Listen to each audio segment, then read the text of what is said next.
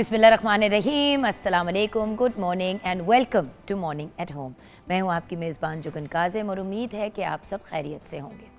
Viewers, जब खैरियत की बात करते हैं तो तब एहतियात भी जहन में आती है और एहतियात के पॉइंट ऑफ व्यू से आज मैं ये बात करना चाहूँगी कि गर्मियाँ आ गई हैं, प्रॉपर आ गई हैं। आई नो कल इस्लामाबाद में प्रॉपर ओले पड़े और आप लोगों ने फुटेज भी देखी होगी और जिसने नहीं देखी ज़रा ऑनलाइन जाके चेक करें कि कल इतने बड़े बड़े ओले इस्लामाबाद में पड़े हैं पिंडी साइड पे कि लोगों के बाकायदा गाड़ी के शीशे भी टूट गए।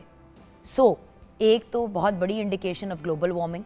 आप सोचें कि ये इस सीज़न में कभी इमेजिन किया था कि इस तरह से इस्लामाबाद में, देखिए मरी वगैरह में तो हमें आदत है कि वहाँ पे ओले भी पड़ते हैं, बर्फ़ भी पड़ती है, अप नॉर्थ जो भी एरियाज़ है स्वात वगैरह, बट इमेजिन के इस्लामाबाद जैसे शहर में इतने बड़े बड़े ओले गिरे हैं और लोगों के शीशे टूट गए हैं, गाड़ियों के घर डैमेज हुई हैं, घर की खिड़कियाँ टूटी हैं, बहुत से नुकसान जो हैं, डेंट्स पड़े हैं लोगों की गाड़ियों में, बाइक्स वगैरह लोगों की डैमेज हुई हैं।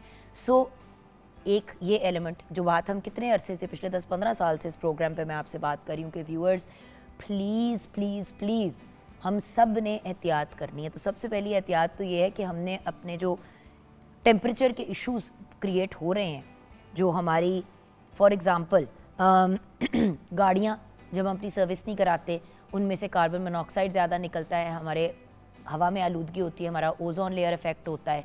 फिर जब हम जनरली आलूदगी फैलाते हैं इर्द गिर्द तो उन सब के इफ़ेक्ट्स जो हैं क्लाइमेट पे और टेम्परेचर पे होते हैं। देन दरख्त काटते चले जा रहे हैं, कोई लगा ही नहीं रहा दरख्त आगे से। अगर काट रहे हैं दरख्त तो उसके इवज़ कोई और दरख्त तो लगाएं। हम तो शजरकारी को बहुत ज़्यादा प्रमोट करते हैं, not just as a channel but as a nation. Clean green Pakistan अगर हमें चाहिए तो उसमें टेम्परेचर का भी मैनेज होना एक इम्पॉर्टेंट चीज़ है और पूरी दुनिया इस चीज़ की वजह से कंसर्न्ड है कि ग्लोबल वार्मिंग की वजह से ग्लेशियर्स मेल्ट हो रहे हैं। जहाँ पे बर्फ़ पड़ी हुई थी वहाँ पे अब सडनली हरा भरा एटमॉस्फेयर हो गया है, जहाँ पे हरा भरा एटमॉस्फेयर था वहाँ पे बर्फ़ गिरनी शुरू हो गई है। अजीब सी चीज़ें चल रही हैं। कल जलजला भी आया आई थिंक सुबह कल। Excuse me. बात यह है कि बहुत से मामलात चल रहे हैं, इनको भी हमने मद्देनज़र रखना है। लेकिन पर्सनल लेवल पे हम आजकल क्या कर सकते हैं? देखिए, गर्मी की कुछ एहतियाती तदाबीर हैं जिनका हमने ख्याल करना है। गर्मियाँ आ गई हैं, चले इस्लामाबाद में तो कल 15 डिग्रीज़ का टेम्परेचर ड्रॉप भी हुआ, लेकिन लाहौर हो गया, मुल्तान हो गया, डिफरेंट एरियाज़ हो गए, कराची वगैरह हो गए, गर्मी प्रॉपर आ गई है। अब अगर प्रॉपर गर्मी आ गई है तो फिर उसके हिसाब से उस मौसम के भी कुछ तकाज़े हैं, कुछ चीज़ें हैं जिनका हमने ख्याल रखना है, जिनमें से सबसे इम्पॉर्टेंट चीज़ तो ये है कि हीट स्ट्रोक और डिहाइड्रेशन से हमने बचना है। हीट स्ट्रोक क्या होता है? बेसिकली आप बहुत ज़्यादा गर्मी में टाइम गुजारते हैं, कॉन्स्टेंटली जब आपको गर्मी लग रही होती है तो एक पॉइंट आता है जैसे लोगों को स्ट्रोक, जनरल स्ट्रोक हो जाता है, उस तरह से आपको हीट स्ट्रोक भी हो जाता है। पानी का प्रॉपर इस्तेमाल करना कि आपको डिहाइड्रेशन ना हो, जिस्म में पानी की कमी ना हो, एक ये बड़ा इंपॉर्टेंट एलिमेंट है।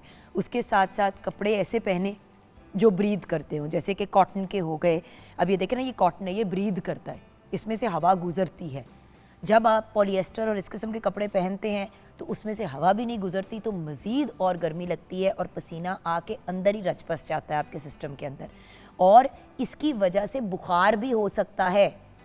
लोग कहते हैं कि बुखार ठंड लग गई, बुखार सिर्फ ठंड की वजह से नहीं होता, बुखार आपको हीट स्ट्रोक की वजह से भी हो सकता है। पानी का प्रॉपर इस्तेमाल करें। अगर आप किसी ऐसी जगह पे जा रहे हैं जहाँ पे गर्मी बहुत है और आपके ऊपर धूप डायरेक्ट पड़ेगी तो प्लीज़ कॉटन का लिबास तो अपनी जगह पहने, लेकिन मर्द हज़रात, ख़वातीन भी कैप का इस्तेमाल कर सकते हैं, हैट का इस्तेमाल कर सकती हैं, अम्ब्रेला छतरी का इस्तेमाल किया जा सकता है। तो ये भी एक चीज़ है जिसका हमने ख्याल रखना है। बड़ी दफ़ा ऐसा होता है, स्कूलों में जाते हैं बच्चों को पिक करने के लिए, माँ बाप बाइक पे अगर हैं तो अव्वल तो हेलमेट आपको पहनना चाहिए, हेलमेट आपको प्रोटेक्ट कर लेता है। लेकिन जो लोग हेलमेट का इस्तेमाल नहीं करते, आपको पता होना चाहिए कि एक तो ये कानूनी तौर पर गलत चीज़ है, लेकिन अगर बच्चों को पिक करें तो फिर बच्चों के भी हेलमेट्स होने चाहिए। आप सोचें कि तपती धूप में, गर्मी में आप लेके जा रहे हैं बच्चों को, खुद आपने हेलमेट पहना हुआ है और धूप उनके सर पे पड़ती जा रही है, बच्चे बड़े बुज़ुर्ग सब बीमार हो जाते हैं। ये चीज़ हो गई। फिर खाने में एहतियात करनी चाहिए। देखें, वो वाली चीज़ें कंज्यूम करें जो ज़रा लाइट है। जब आप बहुत मिर्चों वाली और बहुत तेल वाली चीज़ों को इस्तेमाल करते हैं तो उससे भी हीट स्ट्रोक और ये गर्मी का अंसर जो है ज़्यादा बढ़ जाता है। फ्रेश फलों का इस्तेमाल करें, जैसे तरबूज, खरबूजा वगैरह। अब मार्केट में आ गया है आप उसको इस्तेमाल करें। बोतल में लस्सी या नींबू पानी जो है स्कूल बैग में ज़रूर बच्चों के डालें। लस्सी खैर ख़राब होने का डर होता है क्योंकि गर्मी में हो जाता है, बट नींबू पानी ज़्यादा बर्फ़ डाल के, आजकल बोतलें भी व्यूअर्स ऐसी मिलती हैं जो इंसुलेटेड होती हैं, तो अगर आप उसमें ठंडा कुछ डालते हैं तो वो 4-6 घंटे तो ठंडा रह ही जाता है। सो उसमें बर्फ़ डाल के वो करें। बर्फ़ अगर जमाएँ तो प्लीज़ प्रॉपर उबले हुए पानी की या मिनरल वाटर की बनाएं। लोग आजकल इस चीज़ पे भी बिल्कुल एहतियात नहीं करते हैं, नलके का डायरेक्ट पानी पी लिया। देखें, हमें भी पता है कि किस किस्म की आलूदगी पानी में फैली हुई है, so we have to be careful. घर में आप बहुत सी ड्रिंक्स खुद बना सकते हैं। फालसे का शरबत हो गया, आम पानी जैसी, मतलब आम पानी के अंदर आप डिफरेंट चीज़ें डाल सकते हैं उसे रिफ़्रेशिंग बनाने के लिए। आप बहुत से जिनको हम कहते हैं डिटॉक्स वाटर्स भी बना सकते हैं। थोड़े से खीरे डाल दिए, नींबू डाल दिए और उसको आपने रात को डाल के फ्रिज में रख दिया, अगले दिन आप उसको सारा दिन उसको पीते रहे और पानी का भी इस्तेमाल किया। जहाँ तक स्पोर्ट्स एक्टिविटीज़ का ताल्लुक है, बिल्कुल स्पोर्ट्स की एक्टिविटीज़ कराएं, बच्चे खेलें कूदें, लेकिन पानी का इस्तेमाल, सर पे कैप पहनना, कपड़े ऐसे पहने जिनके अंदर वो ब्रीथ कर सकते हैं। गर्मियों का मौसम मुश्किल ज़रूर होता है, मगर अगर हम थोड़ी सी प्लानिंग करें और थोड़ी सी देखभाल करें तो बड़े अच्छे तरीके से, बड़े सेहतमंद अंदाज में आप ये वक्त गुजार सकते हैं। इसके साथ साथ गर्मियाँ जब आती हैं तो पानी में बहुत सा बच्चों के खेल होते हैं, बड़े बच्चे फिर पानी भी, आपको पता है लोग, अब गोला एक ऐसी चीज़ है जो हर बंदे की फेवरेट होती है, उसको हम गर्मियों की सौगात ही कहते हैं। लेकिन देखिए, गोला किस पानी से तैयार किया गया है? गन्ने का जूस, रॉ जिसको कहते हैं। अब क्या ये साफ़ कंटेनर्स में इस्तेमाल किया जा रहा है? हम जाते हैं किसी दुकान पे, वहाँ पे गोला मिल रहा है, आपने पकड़ के उसको खा तो लिया, लेकिन क्या आपने ये देखा कि उसमें पानी कौन सा इस्तेमाल किया है? जिन सांचों में उसको बनाया गया, क्या वो सांचे साफ़ थे? आप अपनी उस गर्मी को दूर करने के लिए जो चीज़ें करते हैं बाहर, वो आप घर पे भी क्रिएट कर सकते हैं। अगर लेनी भी है आइसक्रीम या कोई फ्रोज़न डिज़र्ट, तो वो किसी ऐसी कंपनी की लें, ऐसी लें जो प्रॉपर फ्रीज़र में बंद किसी ऐसी जगह से कंज्यूम करें। आई नो कि वो ज़रा ज़्यादा महंगी होती हैं, लेकिन व्यूअर्स, हम जब अपनी सेहत पे कॉम्प्रोमाइज़ करते हैं पैसे बचाने के लिए, तो फिर उससे कहीं गुना बड़ा नुकसान हमें बर्दाश्त करना पड़ता है। और बच्चों को प्रॉपर तरीके से गाइड करना। बच्चे बाहर से ये चीज़ें तब लेते हैं जब हम उनको घर पे नहीं बना के देते। बच्चे बाहर से बर्गर क्यों लेते हैं? क्योंकि बच्चों को पता है कि घर पे अम्मी नहीं बनाएंगी बर्गर। सो घर में वंस इन अ वाइल या वंस अ वीक या ट्वाइस अ वीक कभी बर्गर बना लिया, पिज़्ज़ा बना लिया। हम अपने किचन के सेगमेंट में क्यों ये चीज़ें बनानी सिखाते हैं? और सच्ची बात है व्यूअर्स, मैं भी खड़ी होकर किचन में जब सीखती हूँ, जब हमारी किसी भी शेफ़ का किचन होता है, वो अपनी कोई चीज़ बना रही होती है, मैं उनके साथ खड़े होकर बनाती हूँ ताकि मैं भी सीखूं, ताकि मैं भी घर पे अपने बच्चों को वो चीज़ें बना के दूं। देखिए, बच्चे चीज़ें ऑनलाइन देख रहे होते हैं, टीवी पे देख रहे होते हैं, आजकल ब्रांड्स भी इतने मज़े मज़े के एड्स बना के लगा रहे होते हैं, बच्चों का जी चाहता है वो चीज़ें खाने का। लेकिन अगर वो चीज़ें घर पे बनी होंगी तो एटलीस्ट आपकी अपनी केयर, माँ हमेशा हाथ धो के खाना बनाएगी, माँ हमेशा हाथ धो के बच्चों को खाना खिलाएगी, बच्चों के हाथ धुलवाएगी। बाहर आपका कोई कंट्रोल नहीं होता व्यूअर्स, और इस कंट्रोल को वापस रिगेन करने के लिए और एक पॉजिटिव अंदाज से चलने के लिए आपको घर पे ही वो चीज़ें क्रिएट करनी होंगी। आई नो कि मतलब हमारा अपना भी दिल चाहता है कि बाहर से चीज़ें मंगाएं, लेकिन सीज़न देख के, अब इस किस्म के सीज़न में अगर आप बाहर से मछली मंगा के खाएंगे, होगी तो बड़े मज़े की, लेकिन there is no guarantee.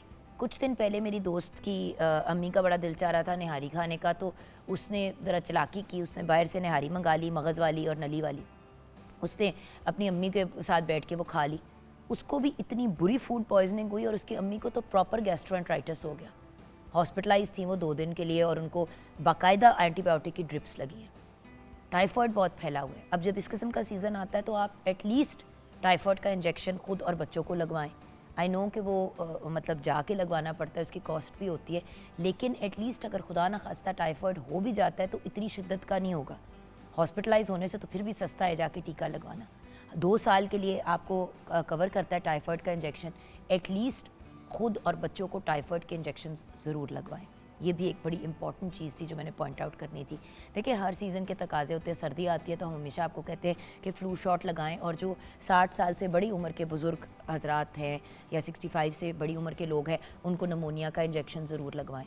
So viewers, हम बातें कहते रहते हैं, इसलिए कहते हैं ताकि आप उनको फॉलो करें। जब आप उनको फॉलो नहीं करते तो अपने आप को ही आप नुकसान पहुंचाते हैं। आइए किचन की तरफ रुख करते हैं, जहाँ पे शेफ़ अनम शेख हमारा इंतज़ार कर रही हैं। अस्सलाम वालेकुम अनम। वालेकुम अस्सलाम, कैसी हैं आप? बिल्कुल ठीक। अच्छा अनम, एक तो प्यारी बड़ी लग रही हो माशाल्लाह। Thank you.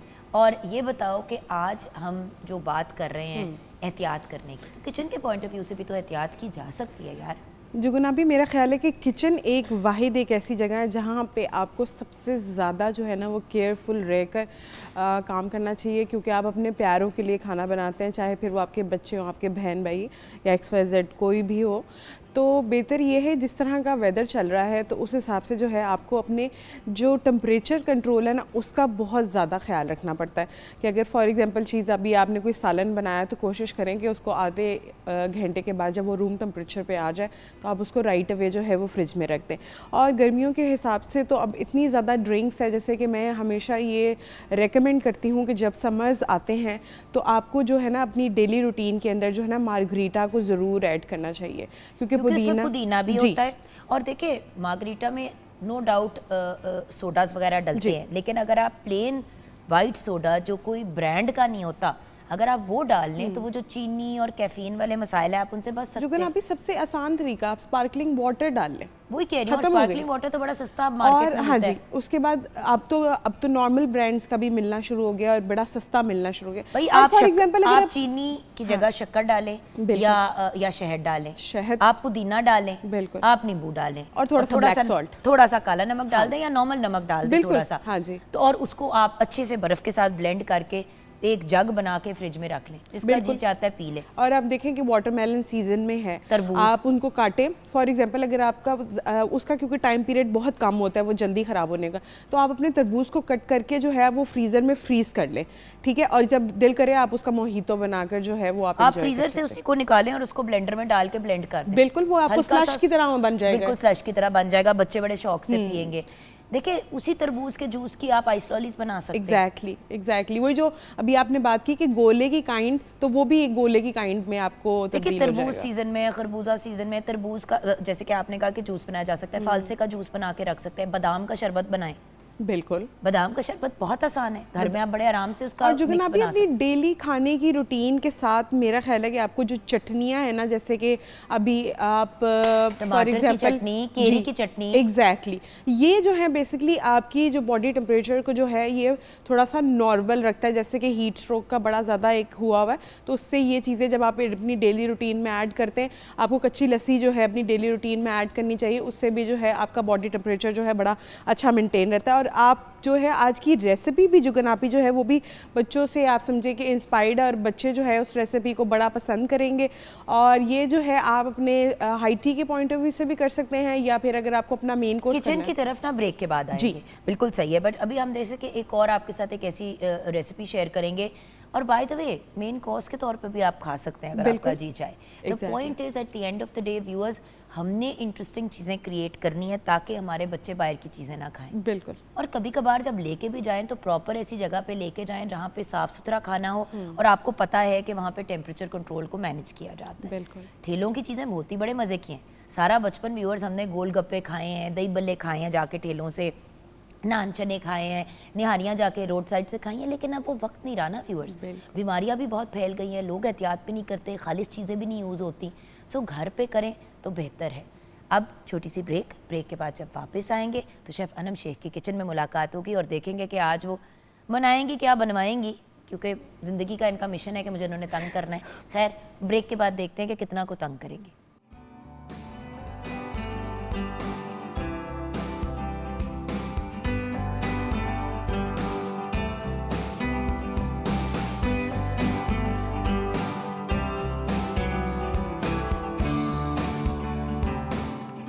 Welcome back from the break viewers, हम शेफ़ अनम के किचन में आ गए हैं। अनम, आज आप इतना आपने बिल्डअप किया कि बच्चों से रिलेटेड बड़ा परफेक्ट है, बड़े बच्चे सब एंजॉय करेंगे, तो क्या बना रही हो भाई? देखिए बड़े बच्चे के साथ ना एक और बच्चा भी मुझे याद आ गया, तो हमजा को आपको पता है कि ना लजानिया बड़ा पसंद है, लेकिन आज की रेसिपी जो है बेसिकली हम लजानिया की एक काइंड बना रहे हैं। उसके साथ आप समझे कि लजानिया की डिश के साथ हम आज एक फ्यूजन करने जा रहे हैं। लजानिया में बेसिकली क्या होता है कि आपको बहुत ज़्यादा काम करना पड़ता है, आपको वाइट सॉस अलग से प्रिपेयर करनी पड़ती है, रेड सॉस अलग से बनाना पड़ता है, आपको अपना मीट अलग कुक करना पड़ता है, तो उसमें बहुत ज़्यादा काम होता है। ये एक बहुत ही ज़्यादा कंफर्ट फूड है।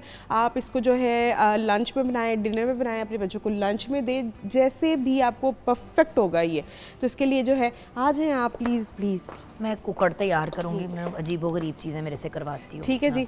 सबसे पहले जो है आप इसके लिए मैं आपको इसकी रेसिपी नहीं, रेसिपी से पहले आप मुझे ये बताएंगी कि मैं क्या स्टार्ट करूँ। सबसे पहले आप थोड़ा सा जो है लाइक 2 से 3 टेबलस्पून ऑयल इसमें ऐड करेंगी और उसके बाद गार्लिक को हम इसके अंदर जो है ग्रीन गार्लिक यूज़ करें और इसको अच्छी तरीके से आप थोड़ा सा गोल्डन ब्राउन करेंगे। और गोल्डन ब्राउन करने के बाद आप इसके अंदर जो है चिकन को बिल्कुल हमने छोटे छोटे क्यूब्स में कट किया हुआ है, ताकि जो है कुकिंग टाइम हमारा एज़ पॉसिबल एज़ कम हो सके, जल्दी हमारा ये प्रिपेयर हो जाए। साथ में जो है हम इसके अंदर स्पाइसेस ऐड करेंगे। स्पाइसेस ऐड करने के बाद वेजिटेबल्स ऑप्शनल है, आप इसमें कैरेट्स डालें, आप इसके अंदर जो है कैप्सिकम ऐड करें, मशरूम्स डालें, कॉर्न्स डालें, it's totally up to you. जो भी वेजिटेबल्स आपके पास इस वक्त पड़ी हैं घर में, आप वो भी इसके अंदर ऐड कर सकते हैं। उसके बाद आपने क्या करना है कि अपनी चिकन को जो है अच्छी तरीके से कुक करना है। ओ भाई, पहले इंग्रेडिएंट्स बता दे, मैंने तो सिर्फ ये पूछा था कि मुझे बता दो मैंने करना क्या है। जी ठीक है। सबसे पहले जो है पोटैटो है ना, वो पटरी पे ऐसे चढ़ी कि वो निकल ही गई ना आगे। मैं कहा बाजी रुक जाओ जरा, पहले मुझे सिर्फ बता दो मैंने क्या करना है, ताकि मैं अपना तुम्हारी कुछ तैयारी मुका दूं। अच्छा जी, अभी मैंने सिर्फ आपने इसको थोड़ा सौते करना है। ये क्या है? ये ग्रीन ये है हरा प्याज, सॉरी हरा लहसुन। हरा लहसुन जो है थोड़े टाइम के लिए आता है, बट इससे जो है खाने में फ्लेवर बड़ा अच्छा आता है। अच्छा। तो इसलिए मैंने कहा कि ये मेरे पास अवेलेबल था तो मैंने यही ऐड कर दिया। इसको थोड़ा सा फ्राई करेंगी आप, लाइट से ये गोल्डन होना शुरू हो जाएगा तो आप इसमें चिकन को ऐड कर देंगे। तब तक फिर आप जी बिल्कुल। अब हम बनाने जा रहे हैं chicken potato chicken and cheese. उसके लिए हाँ, उसमें जो है आलू हम 1 kg यूज़ करेंगे, दूध हम इसके अंदर 1 से 2 कप यूज़ करेंगे, नमक इसके अंदर जाएगा हस्बे जायका, मक्खन इसमें 50 ग्राम जाएगा, काली मिर्चें आधा चाय का चम्मच जाएगी। और इसकी चिकन मैरिनेशन के लिए चिकन का गोश्त हम लेंगे आधा किलो, शिमला मिर्च लेंगे 2 अदद, गाजर लेंगे 1 अदद, नमक हस्बे जायका, दड़ा मिर्च 1 खाने का चम्मच, चिकन पाउडर 1 चाय का चम्मच, सोया सॉस 2 खाने के चम्मच, चिली सॉस 2 खाने के चम्मच, चिली गार्लिक सॉस आधा कप के करीब, तेल 1/4 कप के करीब, चीज़ इसके अंदर 1 कप जाएगी, अंडा इसके अंदर 1 अदद ऐड करेंगे। सिंपल सी रेसिपी है, कोई भी आपको ज़्यादा काम करने की भी ज़रूरत नहीं पड़ेगी। बस अगर आपका मेजन प्लेस रेडी होगा, मतलब ये चीज़ें इस तरह से रेडी होंगी, तो हार्डली 10 to 15 मिनट्स हमारा कुकिंग टाइम होगा और 10 to 15 मिनट्स ही हमारा जो है बेकिंग टाइम होगा। तो टोटल 30 मिनट्स में जो है हमारी ये रेसिपी जो है वो रेडी हो जाएगी। सबसे पहले मैं आपके साथ चिकन की रेसिपी शेयर कर लेती हूँ। आपने ऑयल के अंदर गार्लिक को सौते कर लेना है, उसके बाद चिकन की क्यूब्स बिल्कुल स्मॉल क्यूब्स करने हैं, डाल लेने हैं आपने उसके अंदर। फिर उसके अंदर स्पाइसेस जाएंगे, चिकन पाउडर जाएगा, थोड़ा सा गार्लिक पाउडर जाएगा, गार्लिक भी डालेंगे, थोड़ा गार्लिक पाउडर भी डालेंगे, थोड़ा सा बड़ा अच्छा सा उसका फ्लेवर आता है। ये ऑप्शनल है, आप स्किप भी कर सकते हैं। उसके बाद इसमें जाएगा नमक, कुटी हुई लाल मिर्चें, थोड़ी सी काली मिर्चें जाएंगी। स्पाइस लेवल जो है आप अपने हिसाब से अप एंड डाउन कर सकते हैं। उसके बाद सॉसेज में जिसमें सोया सॉस जाएगी, चिली सॉस जाएगी, थोड़ी सी चिली गार्लिक सॉस जाएगी, ऑयस्टर सॉस डालनी है तो ऑप्शनल है। सॉसेज आपकी अपनी मर्ज़ी से भी इसमें ऐड ऑन कर सकते हैं और आप स्किप भी कर सकते हैं। शुगर डालेंगे इसके अंदर थोड़ी सी, जस्ट जो सॉल्ट है उसको कंट्रोल करने के लिए। इस तरीके से जो है पेपरिका डालेंगे, लास्ट में वेजिटेबल्स डालेंगे। अच्छा, कैरेट्स जब आप इसके अंदर डालेंगे तो आपने उनको ब्लांच करके डालना है, ताकि जो आपका कुकिंग टाइम जो है वो कम हो जाए, क्योंकि कैरेट्स को पकने में थोड़ा टाइम लगेगा और शिमला मिर्च जो है वो थोड़ी जल्दी पक जाएगी। तो इसलिए आपने ये सारी चीज़ें इस हिसाब से करनी है। उसके बाद आपने क्या करना है, अब आ जाना है मैश पोटैटो की तरफ। मैश पोटैटो के लिए आपने आलू को बॉईल कर लेना है, थोड़ा सा ज़्यादा बॉईल करेंगे कंपेरेटिवली जो हमारे नॉर्मल आलू होते हैं उससे ज़्यादा। और आपने डायरेक्टली उसको चॉपर के अंदर डालकर आपने उसको ब्लेंड कर लेना है, बिल्कुल चॉप कर लेना है। आपने हाथों से नहीं करना, हाथों से अगर करेंगे तो लम्स उसके बन जाएंगे। तो आपने ये कोशिश करनी है कि जब भी आप अपने मैश पोटैटो बनाएं तो आप राइट वे ही उसके अंदर जो है आलू ऐड करते हैं। आप बेशक आप दूसरा स्टोव ऑन कर लें और उसमें जो है आप ये ऐड कर लें पोटैटोज़, और साथ में ये 1 कप के करीब हम इसके अंदर डालेंगे मिल्क, और मिल्क के साथ ही हम इसके अंदर तकरीबन हाफ से थोड़ा सा ज़्यादा जो है हम इसके अंदर ऐड कर देंगे बटर का, और साथ में सॉल्ट, और इसके अंदर जाएगा ब्लैक पेपर। थोड़े से ये ज़रा सॉफ्ट हो जाएंगे तो हम फिर हाँ जी ये डाल दें, हाफ से ज़रा ज़्यादा डालें जी। और अब हम इसको अच्छी तरीके से जो है वो कुक करेंगे। जितनी देर में वहाँ पे ये भी हो जाएगा। उधर अवन को जो है मैंने ऑन किया हुआ है 250 डिग्री के ऊपर, हम इसको प्री हीट करेंगे। और प्री हीट करने के लिए ऊपर वाली और नीचे वाली दोनों ग्रिल्स को हम ऑन करेंगे फॉर द टाइम भी। और उसके बाद लास्ट में जस्ट कलर देने के लिए सिर्फ हम ऊपर वाली ग्रिल को ऑन करेंगे। तकरीबन 10 से 15 मिनट हम इसको बेक करेंगे। वो भी इसलिए हर चीज़ इसमें पकी हुई है एक्सेप्ट हम अपनी जो चीज़ ऐड कर रहे हैं, आप चेडर या मोज़रेला पकी हुई होती है, वो कौन सी उसको कुकिंग की जरूरत? बेसिकली हमने एग के अंदर मिक्स करना है ना चीज़ को, तो थोड़ा सा हमें एग को पकाने के लिए जो टाइम लगेगा वही हमें लगेगा। अच्छा, एग डालने का रीज़न ये है कि उससे जो है ना एक लेयर बड़ी अच्छी सेट हो जाएगी और कलर बहुत अच्छा आ जाएगा। देखिए न्यूट्रिशन भी उसके अंदर बढ़ जाएगी। जी बिल्कुल। अच्छा, इस तरीके से अब मैं इसके अंदर स्पाइसेस ऐड कर देती हूँ आपको। इसके अंदर जाएगी, क्योंकि जैसे आप मुझे बता रही थी कि ड्राई सा मसाला बनना चाहिए इसका चिकन का। एग्जैक्टली। और कुटी हुई लाल मिर्ची चली गई हैं और हाफ टी स्पून के करीब मैं इसके अंदर ऐड कर दूंगी काली मिर्चें। थोड़ा सा नमक जाएगा हस्बे जायका, क्योंकि हम इसके अंदर चिकन पाउडर भी ऐड कर रहे हैं। और सारी चीज़ों में, हर चीज़ में नमक होगा। पोटैटोज़ में भी नमक होगा, चिकन में भी नमक है और चीज़ में ऑलरेडी नमक होता है, तो आपने बैलेंस हर बार हर बाइट में हर चीज़ तो नहीं आती ना। जी बिल्कुल, ताकि आपने जो है अच्छी तरीके से मिक्स एंड मैच करके करना है। क्योंकि ये सब चीज़ें कुक्ड हैं, सो आपने कोशिश करनी है कि चख के ही डालें। हम क्या करते हैं कि ऑब्वियसली अंदाज़ा बड़ा अच्छा होता है हर बंदे का, लेकिन कभी कभी नहीं भी ठीक होता। बिल्कुल। अच्छा, ये पेपरिका है, पेपरिका है, ये स्मोक पेपरिका है। इसका सिर्फ कलर बड़ा अच्छा सा आता है, लेकिन इसके अंदर जो है स्पाइसी लेवल जो है वो इतना नहीं होता है, देखने में लगता है अब इस कलर बहुत अच्छा आता है। अब इस स्टेज पे हमारी चिकन बेसिकली डन है। बिल्कुल डन है। तो अब हम इसके अंदर ऐड करेंगे सॉस। जैसे मैंने पहले बताया था, इसमें चिली गार्लिक सॉस है, सोया सॉस, चिली सॉस, थोड़ा सा विनेगर, इसको सिर्फ टेंडर करने के लिए। अब आपने अच्छी तरीके से जो है इसको कुक कर लेना है। जब ये अच्छी तरीके से कुक हो जाएगी तो लास्टली हम इसके अंदर ऐड करेंगे जो हमारी वेजिटेबल्स है, क्योंकि वेजिटेबल्स में मैं चाहती हूँ कि थोड़ा सा क्रंच रहे, उसकी वजह से जो है आपने इसको इस तरीके से। ये अब आपके आलू जो हैं, पोटैटोज जो हैं जी, इसको हमने अब क्या करना? हाँ जी, इसमें मैं सीजनिंग ऐड करती हूँ, आप ये देखें। मैं ये करती हूँ जी। और इसको इसके अंदर फिर जब वेजिटेबल्स डालनी होगी तो आप मुझे बता। जी बिल्कुल। अब इसके अंदर थोड़ी सी ब्लैक पेपर ऐड करेंगे, आप चाहें तो इस वक्त इसमें वाइट पेपर भी ऐड कर सकते हैं। और थोड़ा सा हम इसके अंदर ऐड करेंगे सॉल्ट, और चिकन पाउडर भी डाल सकते हैं अगर दिल चाहे तो। ये डालकर अच्छी तरीके से जो है अब हम इसको मैं थोड़ा सा जो है, मैं चाह रही हूँ वेजिटेबल डाल दें कि नहीं? डाल दें। हाँ, अब आपके ऊपर है आपने कौन सी वेजिटेबल्स डालनी है। हमने क्योंकि गाजरें ब्लांच की हुई, हाफ डन की हुई थी, तो बहुत ज़्यादा इनको कुक होने की ज़रूरत नहीं है। बिल्कुल। अच्छा, आपने अब इस तरह से जो है उधर पकड़ा दें। थैंक यू जान। अच्छे तरीके से जो है थोड़ा सा विस्क की हेल्प से थोड़ा सा ज़रा जानदार काम कर ले और इस तरह से आपने जो है इसको थोड़ा कुक कर लेना है। अब ये देखें कि ये आहिस्ता आहिस्ता जो है एक स्मूथ कंसिस्टेंसी के अंदर जो है वो आता जा रहा है। आप चाहें तो इस टाइम में जो है इसके अंदर थोड़ा सा अगर आपने और बटर ऐड करना चाह रहे हैं तो कर लें। तो हमारे जो मैश पोटैटो का जो लेयर है वो हो गई है सेट। आप देखिए, और चिकन भी रेडी हो गई है आपकी। जी बिल्कुल, हमने बिल्कुल इसको ऐसे ही रखना है, हल्का हल्का ड्राई। अच्छा जी, अब थोड़ा सा ऑब्वियसली बैठो क्योंकि वो जब बेक होगा तो थोड़ी सी उसमें वो भी आएगी। अब मैं इसके अंदर ऐड कर रही हूँ चेडर चीज़ है। या मैं बंद कर दूँ? जी बिल्कुल, मैंने बंद कर दिया ऑलरेडी। अब हम इसके अंदर चेडर चीज़ ऐड करेंगे और साथ में मैं इसके अंदर ऐड करूँगी एक एग। अच्छा, एग ऑप्शनल है, अगर आपको एग का टेस्ट पसंद नहीं है तो आप इसको स्किप भी कर सकते हैं। अच्छा, जो आप इसमें मैं थोड़ी सी शुगर ऐड करूँगी, जस्ट थोड़ा सा। बेसिकली जो हमने सॉसेस ऐड की हैं उसका अंदर सॉल्ट का कंटेंट को जो है ना बैलेंस करने के लिए। और अब इसी तरीके से अच्छी तरीके से हम अपनी चीज़ को मिक्स कर लेंगे। इसमें भी हमारा नमक शमक आ गया ना पोटैटो? जी बिल्कुल, सब चीज़ों में नमक आ गया।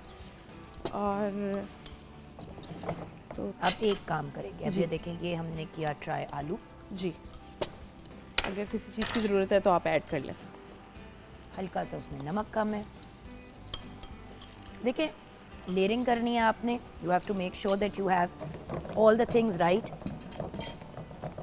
बिल्कुल, अब चिकन में भी चेक कर लें अगर आप। मैं वही करने लगी हूँ कि एक एक करके ना हर चीज़ को हम चेक कर लें, क्योंकि मज़ा तो वही आता है ना जब हर लेयर जो है वो मज़े की बनी हुई है। एग्जैक्टली।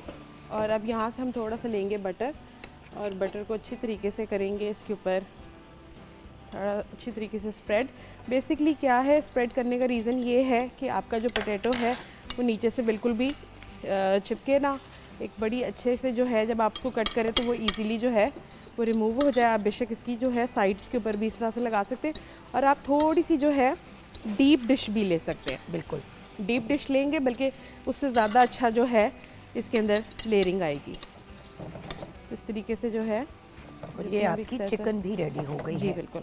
हम इसको भी ऑफ कर देंगे। हाँ जी बस ओवर कुक करने से ना व्यूअर्स फ्लेवर ख़राब ही होता है। बिल्कुल।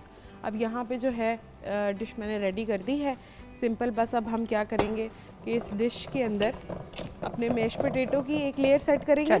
थोड़ी मोटी लेयर सेट करेंगे। अच्छा, अकॉर्डिंग टू क्योंकि डिश है, हम ये 2 डिशेस में इसको कन्वर्ट करेंगे ताकि इजीली जो है हमारी रेसिपी जो है वो कुक हो सके। लाइए इसको बल्कि हम इससे डालते हैं। हाँ जी, लाइए इस तरीके से एक थोड़ी सी पतली थोड़ी सी मोटी लेयर सेट करेंगे क्योंकि बेसिकली इसको ही जो है पोटैटो को ही होल्ड करेगा।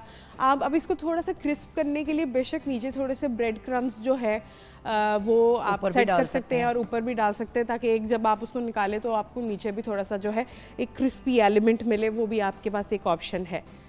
बिल्कुल। बस अब हम इसके ऊपर चिकन ऐड करेंगी। इस तरीके से इसको थोड़ा सा जो है स्मूथ कर लेते ताकि इवनली स्प्रेड हो जाए सारी तरफ। और अब ये लें, अब आप करीब ले आओ ज़रा। ये हो गया। भाई ये कोई भी कर सकता है। अब ये हमारा जो एक इशू होता है ना लाइफ में कि वो हमें बनाना नहीं आता, हमें करना नहीं आता। I am sorry, these are all excuses. बिल्कुल जुगन अभी मेरा ख्याल है कि मैंने ऐसे बहुत से लोग देखे हैं जिनको पहले कुछ भी नहीं करना आता था, लेकिन वो कहते हैं ना कि जब आपके सर पे पड़ती है तो आपको सब कुछ करना आ जाता है। और मेरा ख्याल है कि बहुत और पढ़ भी जाता है, तो बेहतर नहीं है कि उससे पहले ही आप अपनी ज़िंदगी को सेट कर लें। बिल्कुल। ये बस। और अब हम इसके ऊपर जो हमने थोड़ा सा इसमें मैंने सॉस इसलिए रखा है क्योंकि saucy taste with all due respect मज़े का लगता है। बिल्कुल ठीक है, क्योंकि ये अभी थोड़ा सा जब बेक होगा तो ड्राई भी होगा। डन। अच्छा, अब मैं यहाँ पे जो है एग वाला मटेरियल हमने बनाया हुआ है तो अब इसके ऊपर जो है ये ऐड कर देंगे ताकि वो हाँ जी सारा का सारा के थोड़ा आधा आप इस पे कर दें और आधा फिर दूसरी डिश पे कर दें, या जैसे आपको सही लगता है। हाँ, बिकॉज बात ये है कि देखिए ना, मेन इवेंट तो नीचे है। हाँ जी, which is the चीनी and the which is the सारा कुछ जो है बेसिकली जो है इस ये कंप्लीट एक कंफर्ट फूड है। आपको मेरा नहीं ख्याल कि इसके अंदर जो है कोई और चीज़ इसके साथ खाने की ज़रूरत है। देखिए कुछ मील्स ऐसे होते हैं जो अपने आप में एक कंप्लीट मील होते हैं। अब आप इसको अगर देखें एक थोड़ा सा एक हेल्दी पॉइंट ऑफ व्यू से अगर आप देखें तो बिल्कुल लेस ऑयल डला है, बहुत कम चीज़ों में जो है ये रेडी हुआ है। तो आप इसको जो है अगर थोड़ा पोर्शन खाते हैं तो ये एक बड़ा अच्छा सा मील है मेरा ख्याल है। तो अवन जो है वो प्री हीट हो चुका है और आप बेशक जो है इसको अवन में डाल देते हैं ध्यान से। और मेरे ख्याल से इसके साथ साथ ब्रेक की तरफ भी बढ़ते हैं बिकॉज व्यूअर्स आज हम ट्रिब्यूट पेश कर रहे हैं एक ऐसे उस्ताद को, एक ऐसी ब्रिलियंट पर्सनालिटी को जिन्होंने हमारी म्यूज़िक की दुनिया में बहुत मेजर कॉन्ट्रीब्यूशंस की। मैं बात कर रही हूँ उस्ताद गुलाम अली की। उनको ट्रिब्यूट पेश करेंगे, ब्रेक के बाद वापस आएंगे एंड देन उनके बारे में बात भी करेंगे, उनकी ज़िंदगी पे रिफ्लेक्ट भी करेंगे। आप हमारे साथ रहिएगा।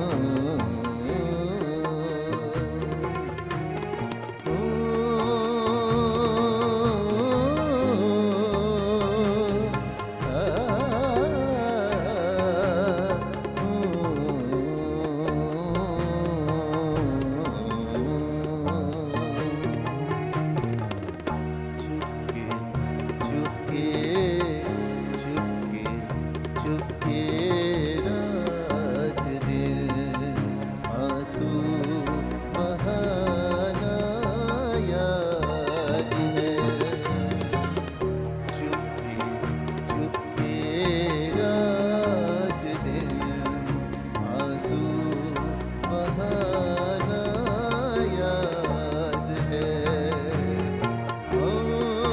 कोई अब तक आशिकी का वो ज़माना याद है। चुपके चुपके रात दिन आंसू बहाना याद है।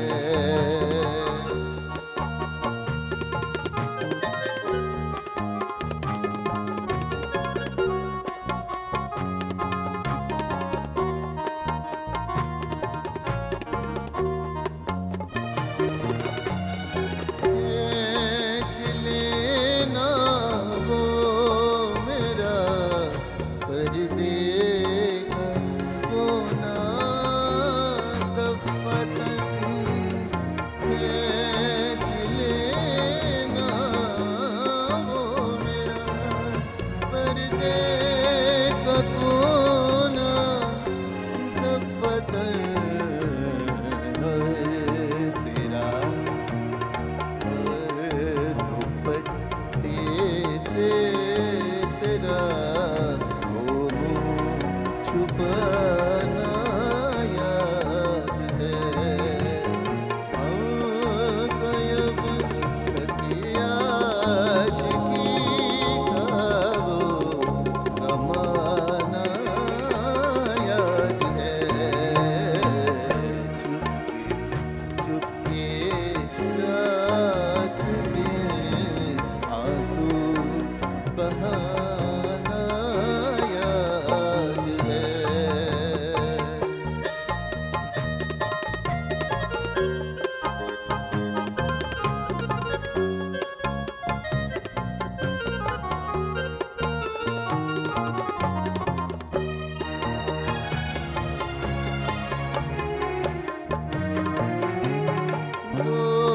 दोपहर की धूप में मेरे बुलाने के लिए।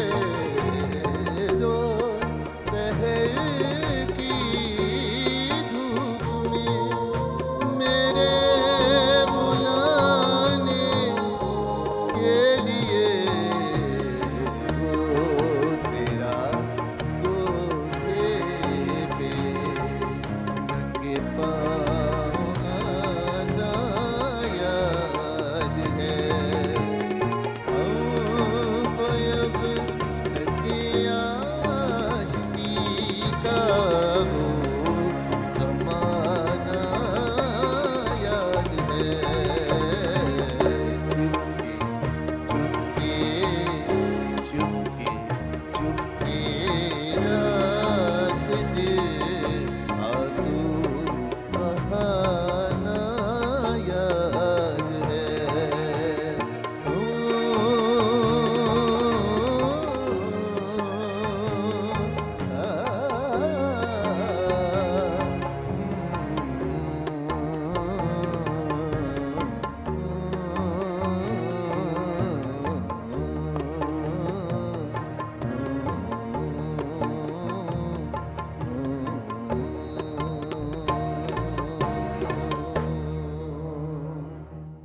क्या बात है, एब्सोल्युटली ब्यूटीफुल। Thank you. माशाल्लाह माशाल्लाह। हमारे साथ एक बहुत ही खूबसूरत पर्सनालिटी, एक बेहतरीन human being end of course one of the best singers of, अगर मैं कहूँ सब कॉन्टिनेंट तो ये बात गलत नहीं Thank होगी। you so much. हमारे साथ एक ऐसे आर्टिस्ट हैं जो प्राइड ऑफ परफॉर्मेंस याफ्ता है। आर्मी की तरफ से इनको असगरी सिंगर का टाइटल भी दिया गया और माशाल्लाह माशाल्लाह पूरी दुनिया से अवार्ड्स हासिल कर चुके हैं। आपके मेरे हम सब के फेवरेट मेरे बहुत ही प्यारे भाई अदील थैंक यू बरकी। So much. अस्सलाम वालेकुम भैया। वालेकुम सलाम। जुगन सलामत रहिए, खुश रहिए सदा।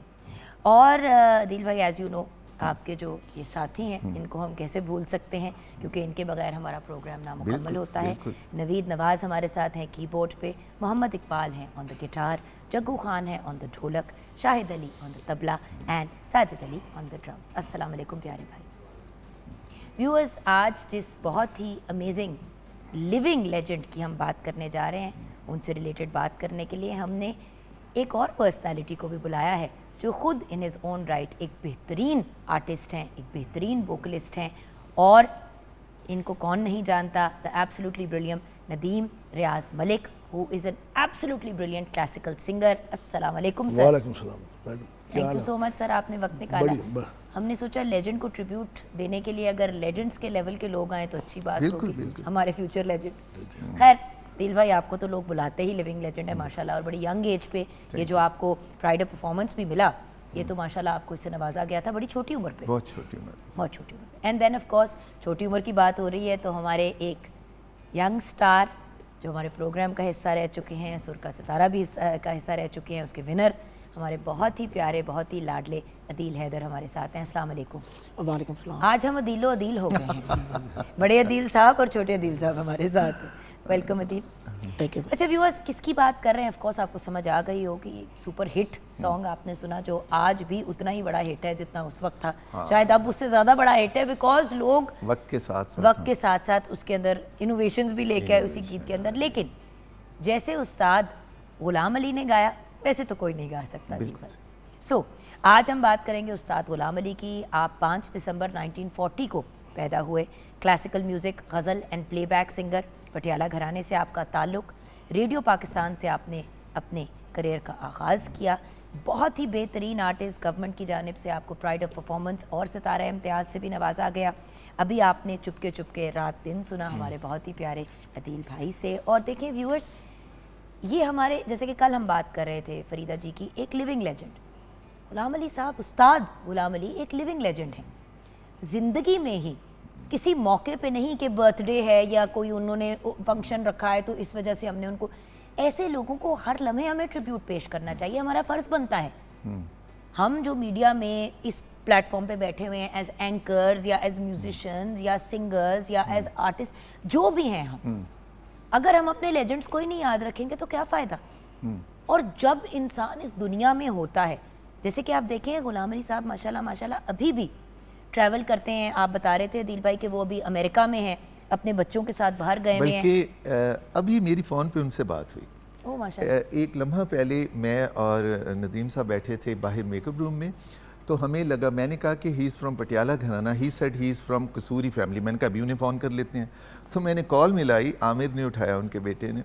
तो अभी मेरी उनसे बात हुई, मैंने कहा एक तो हम अभी आ जाएँ टीवी पे, हम आ रहे हैं आपके लिए, और ये कंफर्म कर दें घराना। तो उन्होंने तायद की कि जी दोनों घराने हैं माशाल्लाह, पटियाला भी, और दोनों तरफ क्योंकि बड़े गुलाम अली खान के ये शागिर्द थे तो उस हवाले से कसूरी घराने का भी इन्फ्लुएंस इन पर है। बिल्कुल। तो आपने बड़ी अच्छी बात की और अभी ये लोग भी करेंगे। गुलाम अली साहब मेरा ख्याल है बहुत नायाब सिंगर के अलावा नहायत खुश नसीब इंसान है जिन्हें उनकी ज़िंदगी में वो सारी इज़्ज़तें मिल गईं जो बेशतर आर्टिस्ट को मरने के बाद मिलती हैं। और उन्होंने अपनी ज़िंदगी में अरूज के वो सारे मनाजिल तय किए, और जदीद गायकी, गज़ल की गायकी के जदीद बानियों में से ताजवर बादशाह कहलाए। गज़ल को आसानी बख्शने का सेहरा हमेशा गुलाम अली सर के सर जाएगा। आगे चल के फिर अनूप जलोटा, जगजीत जी और पंकज उदास और ये सिलसिले चल निकले, लेकिन आई एम वेरी हैप्पी कि जगजीत जी और दूसरे सिंगर्स ने बरमला नाम ले के कहा कि वो गुलाम अली खान साहब के शागिर्द हैं, और यही आशा जी ने भी दिल पड़ोसी के बाद कहा।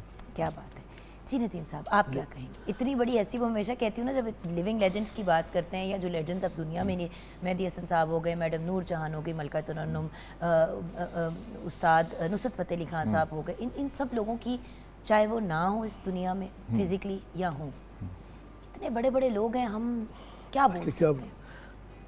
हम, हमारी वैसे औकात नहीं बनती उनके बारे में बात करने की, इतने बड़े लोग हैं।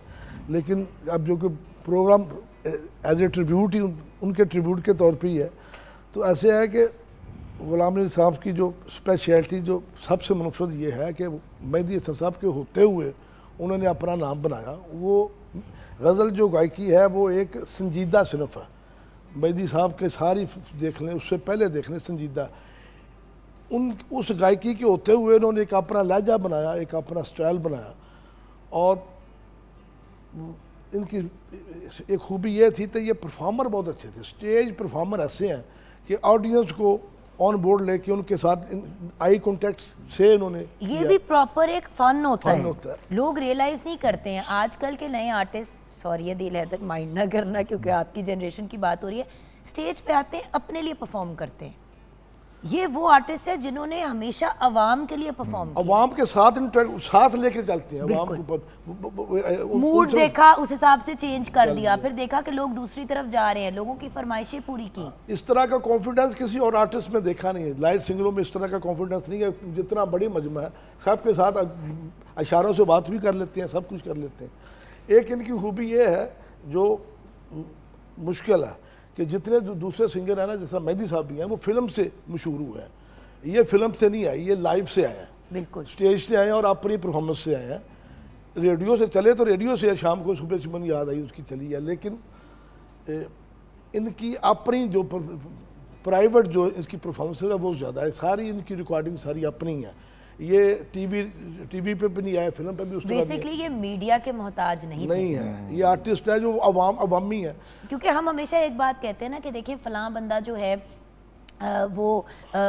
उनको मीडिया में बड़ी पजीराई मिली, ये मिला वो, बट एक्चुअली तो आर्टिस्ट वो है जिसको अवाम माने। देखिए मीडिया पे आप आ गए, लोगों ने आपको पहचान तो लिया, पहचान तो आपकी बननी शुरू हो जाती है, बट ये वो वाले आर्टिस्ट है जो किसी मीडिया किसी स्क्रीन के कभी मोहताज अच्छा देखिए, इनके जितने हिट नंबर्स हैं उनमें से ज़्यादातर कॉम्पोजिशंस इनकी खुद की हैं। सूफी तबस्सुम साहब ने जो मिर्ज़ा मेरे शौक दा गालिब, नहीं तो हाँ, उसकी भी कॉम्पोजिशन इनकी रही। चुपके चुपके भी इनकी कॉम्पोजिशन आ गई। बेचैन बहुत रहना भी इनकी कॉम्पोजिशन आ गई। चमकते चांद को तो, और फिर नदीम साहब आप भी मुझे यकीन है कि मुझे सेकंड करेंगे कि गज़ल में जो हमिंग का स्टाइल है या ये इसके बानी वो है। मैंने वही कहा ना कि जो संजीदगी थी ना, जो इससे पहले बेगम अख्तर थी या मेहदी हसन साहब की थी, उसे लाइट किया है, पब्लिक के करीब लेके आए हैं, लाइवली कर दिया है ताकि लोग इसका मजा ले, और आज तक लोग मजा ले रहे हैं। अच्छा, आपकी इनिशियल लाइफ के बारे में मैं ज़रूर जानना चाहूँगी, लेकिन अदील हैदर, आज आप सोच रहे होंगे कितने सीनियर लोग हैं, मुझे भी बुला लिया। इसके पीछे एक रीज़न है। देखो बेटा, अदील बरकी साहब से बेहतर, आई be very blunt, tribute Ustad Ghulam Ali को कोई नहीं पेश कर सकता। अभी जो हमारे हो गए, या नदीम साहब होगा, अभी हमारे सीनियर्स हैं, राइट। आपको इंगेज करने का एक बहुत बड़ा रीज़न है, हमारी जो यूथ है वो हमारे लेजेंड्स के बारे में जानती नहीं है बेटा। नाम सुने होते हैं लेकिन उनके बारे में कुछ नहीं पता होता, उनकी हिस्ट्री के बारे में नहीं पता होता, और उनकी चीज़ों की फ्यूजन्स बना देते हैं, लेकिन इस कन्फ्यूजन में ही रहते हैं कि ये लोग थे कौन। जी, आप क्या कहेंगे? उस्ताद गुलाम अली की बात करें, बहुत बड़े हमारे लिविंग लेजेंड। जी बिल्कुल, मैं यही कहना चाहूँगा कि नुसरत साहब, गुलाम अली साहब, मेहदी हसन खान साहब और मैडम नूरजहान, ये वो लोग हैं कि जिनके बारे में हमारे बुज़ुर्ग कहते हैं कि अगर आपको गाना सीखना है तो इनको सुनना पड़ेगा, इनकी तमाम चीज़ें सुननी पड़ेंगी, इनके जो तलफ़्फ़ुज़ की अदायगी है वो सुननी पड़ेगी, सुर कैसे लग रहा है वो सुनना पड़ेगा। तो मैं तो यही कहूँगा कि हम इनको सुन के सीख रहे हैं अभी ये सारी चीज़ें, तो बस। और आपकी अदील एक बात जो मैं ज़रूर ऑनर भी कहूँगी कि व्यूअर्स, जब ये बच्चा परफॉर्म भी करता था और जब हमने कंपटीशन भी किया था, मुझे सबसे अच्छी बात अदील भाई, इस छोटे अदील की जो लगी वो ये है कि ये बच्चा जो है हमेशा कहता था कि जी अब मैं ये परफॉर्म करने वाला हूँ, इनका है, एक कोशिश है। पता है प्यारी बात क्या इसमें होती थी कि वहाँ पे क्रेडिट देता था जहाँ पे बनता था, क्योंकि बहुत से ऐसे यंग लोग हैं भी जो सुनेंगे और कहेंगे यार इसने बड़ा अच्छा गाया, ये नहीं रियलाइज़ करेंगे कि एक्चुअली ये फलां की गाई हुई चीज़ है जो अब आगे परफॉर्म की जा अच्छा रही है। देखिए कितनी अच्छी सिचुएशन बनी है जुगन। अदील के हवाले से मैं कहूँगा, ये अपना करियर शुरू कर रहे हैं और गुलाम अली साहब ने भी इसी तरह अपना करियर शुरू किया था। अच्छा, जब उनके वालिद सरंगी बजाते थे और वो उनके साथ जाते थे, तो बड़े गुलाम अली खान साहब के सामने उन्होंने पहली दफ़ा इसी तरह एक ठुमरी पढ़ी, और जब उन्होंने अपनी शागिर्दी में उन्हें लिया, तो हर चीज़ की एक इब्तदा होती है, तो अदील भी उन आने वालों में से एक हैं। तो मुझे ये बताइए कि अदील भाई, अब शुरू करते हैं शुरू से, उनकी ज़िंदगी पे नज़र डालते हैं, और आप दोनों इन योर ओन राइट, और अदील भाई आप लोग तो एक इंसाइक्लोपीडिया हैं हमारे लिए इन्फॉर्मेशन के। तो जी, इब्तदाई ज़िंदगी। मौसीकी के घराने से बाकायदा ताल्लुक़ था। बुनियादी तौर पे कई साज़ बजाने इन्होंने सीखे और इनके वालिद क्योंकि ख़ुद भी बहुत अच्छी सरंगी नवाज़ थे और क्लासिकल गायक थे, तो बड़े ग़ुलाम अली ख़ान साहब और उनके भाइयों के साथ उनकी संगत रहती थी। तो एक दफ़ा एक टूर पे गए तो अपने साथ छोटे ग़ुलाम अली साहब को भी ले गए, और ग़ुलाम अली साहब का नाम भी बड़े ग़ुलाम अली ख़ान साहब की निस्बत से ही रखा गया। तो वहाँ जाकर उन्होंने कहा कि इन्हें आप अपनी शागिर्दी में ले लीजिए। तो बड़े ग़ुलाम अली ख़ान साहब ने कहा कि क्योंकि मैं इतना टूर पर होता हूँ कि मैं अपने साथ नहीं मुस्तकिल इन्हें रख सकता, क्योंकि मैं इन्हें बाकायदा क्लासेस नहीं दे पाऊँगा। तो उन्होंने कहा एक दफ़ा आप सुन लीजिए। जब इन्होंने सुनाया तो उन्होंने उन्हें हक कर लिया और उन्हें अपनी शागिर्दी में रखा, और ये कहा कि जब वो नहीं होंगे तो उनके भाई जो हैं वो इनकी आबियारी करेंगे। ऐसा ही था नदीम साहब? ऐसे ही था। दूसरा ये है कि इन्होंने पहले तबला सीखा है। अल्लाह ताला बिहारीपुरी के ये शीरदम बाकायदा तबलिये थे, तबला सीखा है। उसके बाद हारमोनियम भी बहुत अच्छा प्ले करते हैं। इनकी ये जो स्पेशलिटी ये है कि गला और हारमोनियम ऐसा किया है। इसी वजह से स्टेज पे कॉन्फिडेंस भी इस तरह का है कि वो बातें भी किए जा रहे हैं। और नदीम भाई, आपकी बात को आगे बढ़ाता हूँ कि सचमुच आपने सही कहा। हारमोनियम के हवाले से नौशाद साहब जो इतने बड़े कंपोज़र हैं, उन्होंने ये स्टेटमेंट दी है कि ग़ुलाम अली साहब से अच्छी गायकी तो अपनी जगह, इनसे अच्छा हारमोनियम कोई नहीं बजाता। ये इतना अच्छा हारमोनियम प्ले करते। दूसरा वो जो जितने भी लाइट सिंगर है ना, इस तरह की लय नहीं देखते। ये लय से बहुत बेतकल्लुफ़ है, क्योंकि खुद तबला सीखा हुआ है। इतना बेतकल्लुफ़ लय से और कोई नहीं है। ये बेमिसाल है। और आप गाते हुए देखें, उन्हें तबले का कोई मसला नहीं बनता। वो बड़ी सहूलत से, आसानी से, जिस तरह का मर्जी ठेका लगा हो, वो बड़ी सहूलत से गाते हैं। ये स्पेशलिटी है इनकी। अब आप दोनों की उनके साथ मुलाकातें भी रही हैं, उसके अलावा आपका करियर कब एक इंटरनेशनल स्केल के ऊपर टेक ऑफ किया, ये सब बातें आप लोगों से मैंने जाननी है। लेकिन एक ब्रेक के बाद, ब्रेक से जब वापस आएंगे तो छोटे अदील जो हैं ट्रिब्यूट पेश करेंगे उस्ताद ग़ुलाम अली को। आइए व्यूअर्स, ब्रेक की तरफ बढ़ते हैं।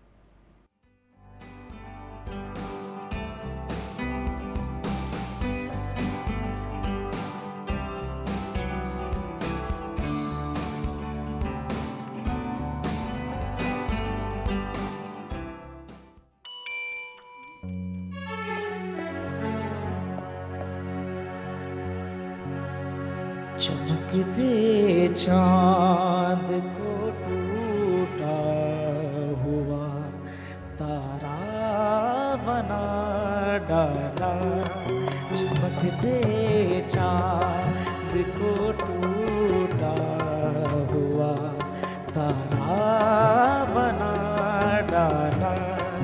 मेरी आवाज़ ने मुझको आवारा बना डाला।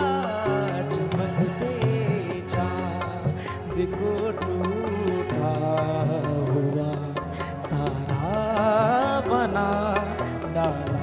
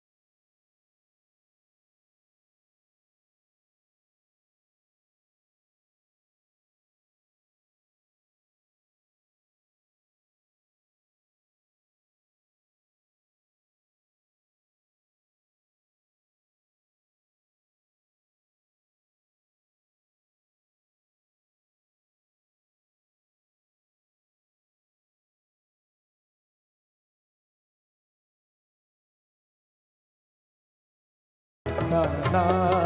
मेरी आवारगी ने मुझको आवारा बना डाला। चमकते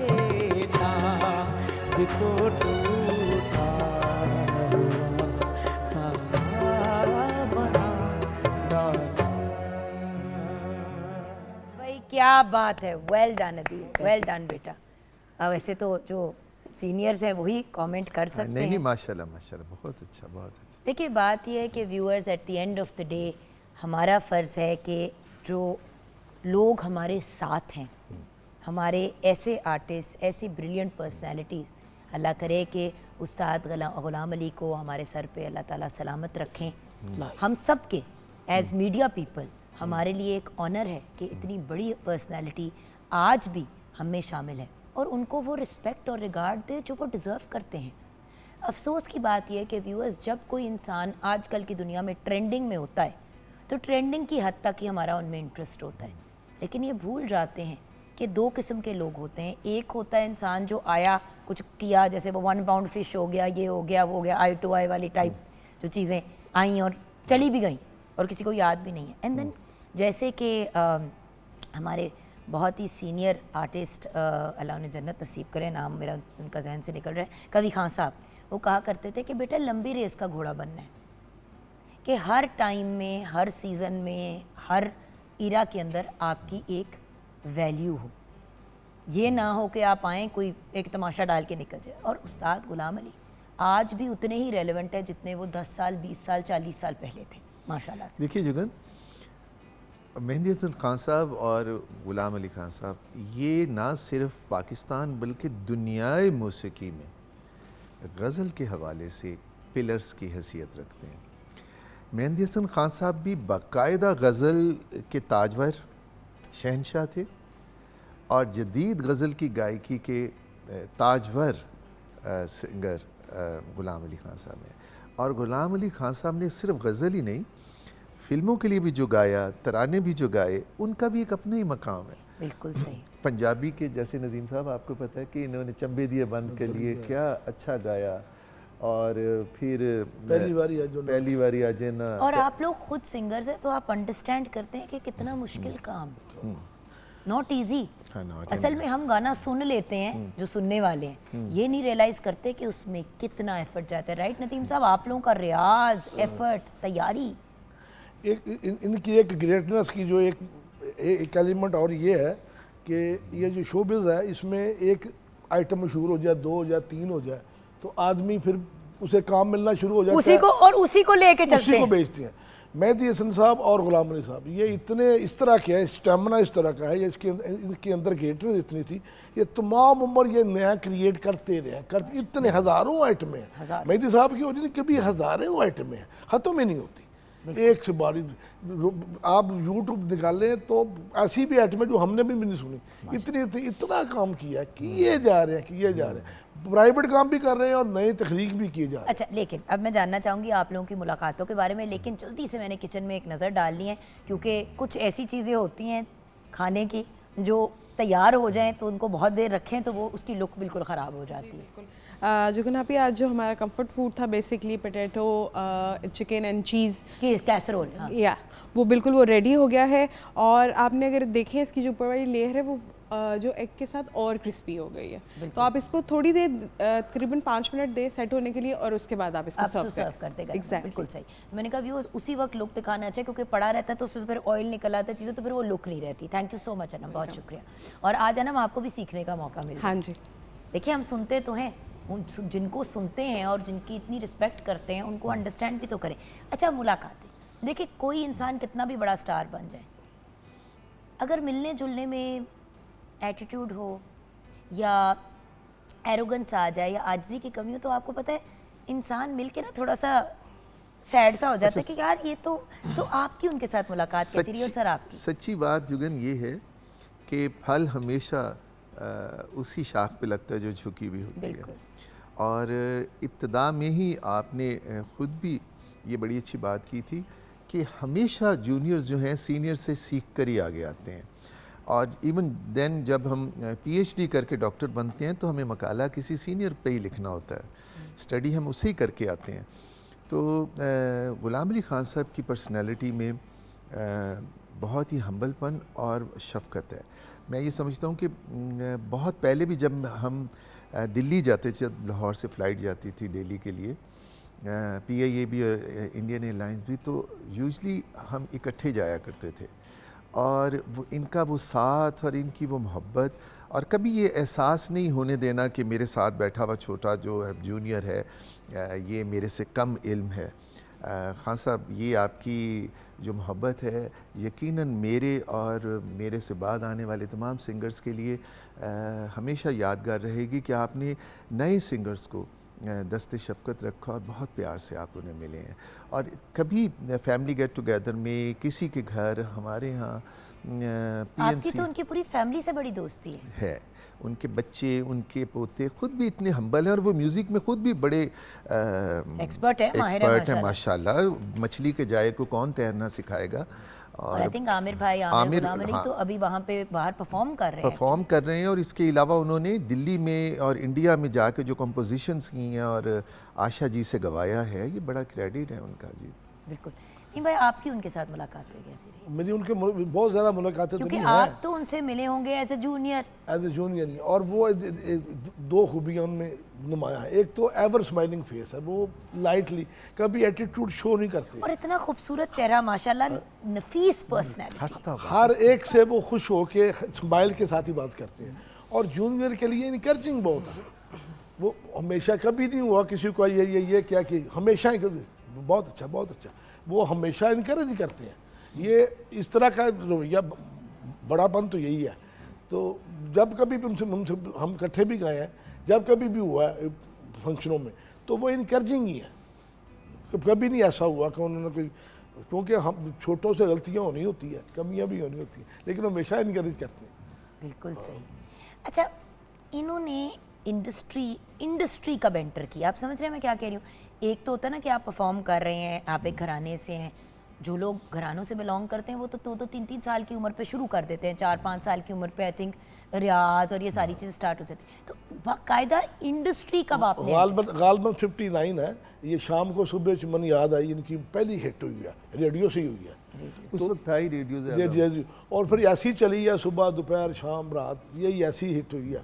यहीं से ऐसे उठे हैं, फिर कुछ साल ऐसे चले हैं, फिर अब वो आ गई मेरे शौकदा नहीं इतबार थे। फिर तो हर महफिल में, नशिस्तों में यही चलता रहा है। फिर 82 आया है, चुपके आई है, तो फिर चुपके रहा ही नहीं है।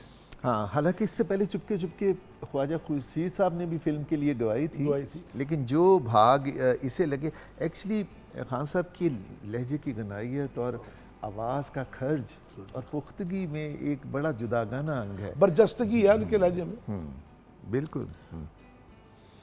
ये बताइए सर कि आपको सबसे ज़्यादा उस्ताद गुलाम अली साहब की कौन सी, मतलब इतनी उन्होंने एक हिस्ट्री है, बट फेवरेट्स? अब मैं आप तीनों से जानना चाहूँगी, जूनियर से लेके हमारे सीनियर्स तक मैं जानना चाहती हूँ कि आपकी फेवरेट क्या चीज़? ये बड़ा मुश्किल सवाल है, लेकिन गज़ल्स में चुपके, क्योंकि चुपके को उन्होंने इतनी दफ़ा इतने अंदाज से गाया है और इतनी सोचिए अपनी ही बड़ी हुई चीज़ को इंसान बार बार इवॉल्व करे, नहीं होता, मुश्किल हो जाता है। कभी किसी को रीमिक्स करना पड़ जाए आजकल के ज़माने में तो फिल्मी गानों में उनके आधी रात को ये दुनिया वाले जब ख्वाबों में खो जाते हैं, ऐसे में उर्दू गानों में ये, और पंजाबी में नीचंवे दिए बंद कलिए तेनू जेड़े बेले रब ने बनाया ते सोचा बिच आप पे गया। और इसी तरह तरानों में और डिफरेंट गायकी के सिंफ में उनकी बेशुमार चीज़ें। एक प्रोग्राम था ओपन एयर में, सारी रात का प्रोग्राम था, वहाँ इन्होंने परफॉर्म किया। मैं उनके मुंह उनकी अपनी बात ही कह लूँ तो नीचे से फरमाइशें पहले ही शुरू हो गई, आवाज़ें आनी शुरू हो गई। उस्ताद गुलाम अली जहाँ पे आएंगे वहाँ पे फरमाइशों का तो एक अंबार होगा। तो वो एक आइटम उन्होंने कहा, ये एक मेरी पसंद की, बाकी आपकी। तो उन्होंने सुनाई थी तमाम उम्र तेरा इंतज़ार हमने किया। क्या बात है। ये उन्होंने सुनाई, ऐसी सुनाई और वाकई ऐसा लगा कि बेमिसाल है। ये उनकी अपनी पसंद है। बिल्कुल सही। कि उन्होंने कहा ये एक मैं अपनी पसंद की, बाकी आपको। फिर लंबा चलता रहा। मज़े की बात यह है कि जो मैंने बड़ी चीज़ें एक्टर्स से भी, सिंगर्स से भी, जो भी परफॉर्मर्स होते हैं उनसे जब पूछती हूँ ना कि आपकी अपनी फेवरेट चीज़ क्या है, तो अक्सर उनकी अपनी फेवरेट चीज़ वो नहीं होती जो बहुत बड़ी हिट हो। Yes. अक्सर ऐसा होता है कि वो ऐसी चीज होती है जिसमें मेहनत नहीं, पड़ती ये है हिट ही और है, जिसमें ये। नहीं ये तो थी बहुत बड़ी हिट, बट अक्सर ऐसा होता है जिस तरह दिल भाई आपसे एक दो दफा जब मैंने बात की तो आपने कहा मेरा ये वाला गाना ये वाला वो इतना बड़ा हिट तो नहीं हुआ लेकिन मुझे मजा बड़ा आया उसको बनाने में। तो ऐसा होता है कि कुछ चीजें आपके दिल के बड़ी करीब होती है, उसके पीछे सेंटिमेंटल वैल्यू होती मैं आपको बताऊं, long time back I was very young और मैं है। अभी सीनियर कल की तो बात है। अभी कल की बात है, आगा सरफराज साहब और तसद्दुक हुसैन खान साहब रेडियो पाकिस्तान से थे। तो एक प्रोग्राम में अवारी में खुर्शीद महल में मैंने गाया तो इन्होंने कहा कि हम आपको मौका देते हैं, आप प्राइवेट शो भी करें। तो ये मुझे जब पहली दफ़ा हमीदा जुबीन साहिबा के जान पहचान के एक इवेंट में लेके गए गुलबर्ग 3 में, तो गुलाम अली खान साहब मेन सिंगर थे माशाल्लाह। और वहाँ पर मैंने गुलाम अली साहब से पहले एक दो चीज़ें सुनाई और इतने बड़े आर्टिस्ट थे और वहीं से इन्होंने मेरा दिल जीत लिया। उसके बाद तो फिर हम मिलते ही रहे, लेकिन इन्होंने स्टेज में जाने से पहले मेरे पास आए, मेरे सर पे हाथ फेरा और कहने लगे बहुत आगे जाओगे, मेरी दुआ है तुम्हारे लिए। माशाल्लाह माशाल्लाह। और शायद इसलिए भी हम इतने आगे गए। शायद इसलिए। आप बेटा आपका फेवरेट चीज यही चमकते चाँद। क्या बात, बिल्कुल सही। अच्छा अब ऐसा करते हैं ब्रेक की तरफ बढ़ते हैं। ब्रेक के बाद जब वापस आएंगे तो अदील बरकी हमारे साथ है तो उनसे भी कुछ और सुनेंगे और मज़ीद ऑफ कोर्स आप लोगों की जो भी बातें आप कहना चाहेंगे as a tribute to Ustad Ghulam Ali वो भी सुनेंगे। आइए ब्रेक की तरफ बढ़ते हैं।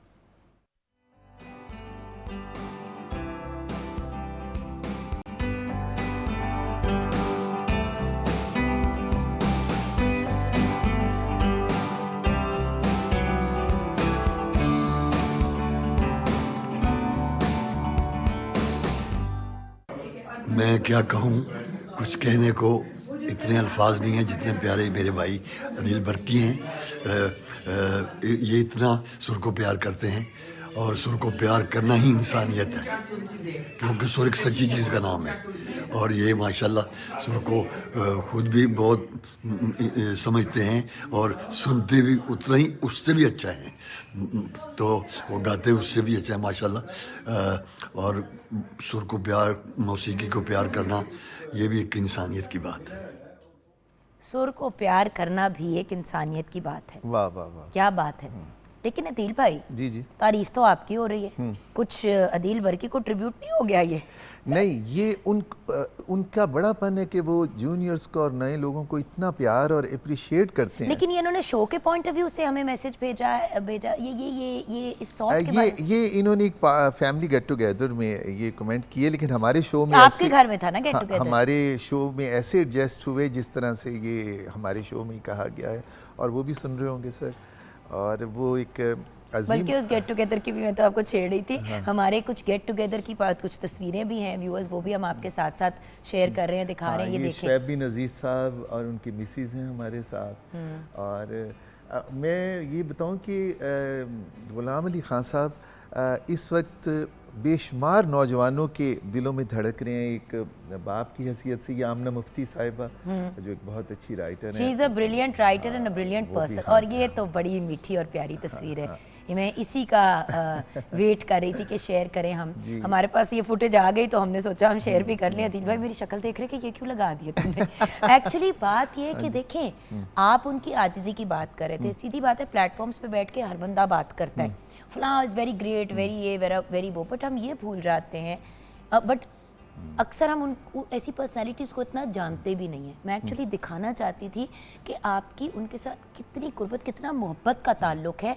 और आप देखिए उन्होंने आपको भाई बुलाया, कह सकते थे कि जूनियर आर्टिस्ट है, बड़ा अच्छा। आप फिर भी कितने भी आपकी एज हो जाए फिर भी उनके तो जूनियर ही रहेंगे ना, एक सीनियर जूनियर का होता है, लेकिन आपको भाई कहा, अपने साथ इक्वल फुटिंग पे खड़ा किया। ये बड़ी बात, बड़े लोगों की बड़ी बातें, बड़े लोगों की बड़ी बातें। बिल्कुल आपने दुरुस्त फरमाया। नदीम भाई, मैंने पहले ही कहा था कि जूनियर के साथ बहुत अच्छे हैं, बड़े इनकरेजिंग हैं और उनका दूसरे आर्टिस्टों के साथ जो तल्लक है जो वो बहुत प्यारा है, एवर स्माइलिंग फेस है। क्योंकि सर देखिए, बड़ा तो कोई भी कामयाबी किसी को भी मिल जाती है, लेकिन आप कितने बड़े इंसान बनते हैं अपनी उतनी ही बड़ी कामयाबी के साथ, ये सबसे बड़ा पॉइंट। जुगन, एक और लाइन आज शायद पूरी दुनिया देख रही है, क्योंकि गुलाम अली पूरी दुनिया के गुलाम अली हैं। मैंने आज तक गुलाम अली सर के मुंह से ना किसी की बुराई सुनी, ना कोई शिकवा सुना। और ये भी एक बहुत बड़ा एजाज़ है उनके लिए। ज़र्फ़ की बात है ना, हर बंदे का अपना ज़र्फ़ होता है। जी सर, नदीम भाई। वही बात, जो ग्रेटनेस है उनके उसके अंदर ग्रेटनेस है, खुद वो अच्छाई से काम से भरे हुए हैं, तो वो किसी के खिलाफ कभी भी बात नहीं की कि कभी मीडिया में यहाँ म्यूज़िक में बड़ा चलता रहता है, एक दूसरे के खिलाफ लोग बातें कहते रहते हैं। गुलाम अली साहब ने कभी किसी के खिलाफ नहीं की, और इसीलिए किसी ने कभी उनके खिलाफ भी बात करने की जुर्रत ही नहीं की। मैं कहूँगी जुर्रत, इसमें जुर्रत चाहिए। जी अदील बेटा, आप, आई नो आपने मुझे पहले भी कहा था कि आप भी बड़े हैं, सीनियर्स हैं, उनको बात करने दें, लेकिन बच्चे देखो, यूथ का पॉइंट ऑफ व्यू भी बड़ा ज़रूरी है। आप भी तो एक पूरे जनरेशन को रिप्रेजेंट कर रहे हो। जी मैं एक बहुत ही खूबसूरत पैगाम देना चाहूँगा यूथ के लिए कि आप जितना अच्छा सुनेंगे उतना अच्छा आगे आप सुनाएंगे। तो आप लेजेंड्स को सुने, नुसरत साहब हैं, गुलाम अली साहब हैं, मेहदी हसन खान साहब हैं और मैडम नूर जहाँ हैं, इनको आप सुने जितना हो सकता है। और जैसे कि मैं सुन रहा हूँ और मेरे जितने मेरे जैसे हैं वो भी सुन रहे हैं, और आपके लिए भी ये एक बहुत खूबसूरत सा पैगाम है कि आप भी सुने इनको और आगे अच्छा परफॉर्म करें। यहाँ पे व्यूअर्स, मैं एक और बात कहते हुए अदील भाई आपकी तरफ आऊँगी, क्योंकि फ़ाइनल ट्रिब्यूट आपसे ही लेंगे। हम अभी ब्रेक में बात कर रहे थे कि अल्हम्दुलिल्लाह माशाल्लाह माशाल्लाह फ़रीदा खानम साहिबा हो गई, उस्ताद गुलाम अली हो गए, वो अपनी लाइफ टाइम में इतनी सीनियरिटी के लेवल पे भी अभी भी बहुत सी उनको रिस्पेक्ट दी जाती है। लोग उनको बुलाते हैं, उनको चाहे आके किसी महफिल में बैठ जाएं, उनका बैठना ही लोगों के लिए एक बहुत बड़ा ऑनर है। बट कुछ ऐसे भी आर्टिस्ट हैं व्यूअर्स जो अपने ज़माने के, अपने वक्त के बहुत बड़े आर्टिस्ट थे। एक वक्त आता है जब उनकी फेम का वो लेवल नहीं रहता, लोग उनको उस तरह से नहीं पहचानते, अगली जनरेशन नहीं पहचानती। तो व्यूअर्स, उन लोगों को उनकी ज़िंदगी में ही रिस्पेक्ट और रिगार्ड है। दुनिया से चले जाते हैं। जावेद कोट साहब की बात करूँगी, अल्लाह उन्हें उनके दर्जात बुलंद फरमाए। आई थिंक कुछ अर्सा पहले, कुछ बिल्कुल लास्ट ईयर हमारे प्रोग्राम में ही आए थे। तबीयत उनकी बहुत ख़राब थी, उनके बेटे भी आए थे। उनका बेटा भी बड़ा प्यारा, बड़ा स्वीट बच्चा है। अब वो दुनिया से चले गए तो हर बंदे ने पोस्ट लगाई। जब वो बीमार थे, जब वो तकलीफ़ में, तब सब सारे कहाँ पे थे।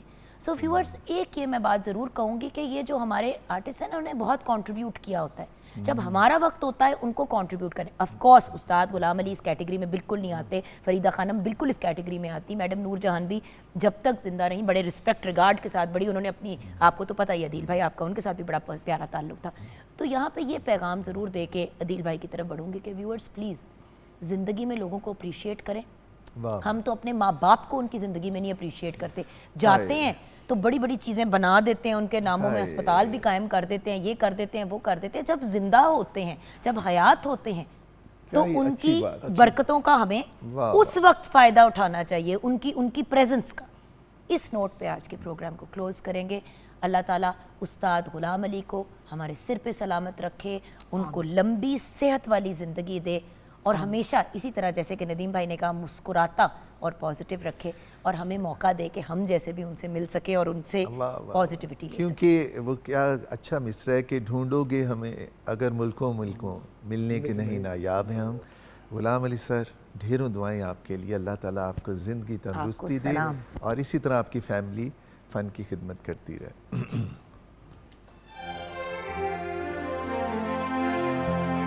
याद के बेनिशान जज़ीरों से,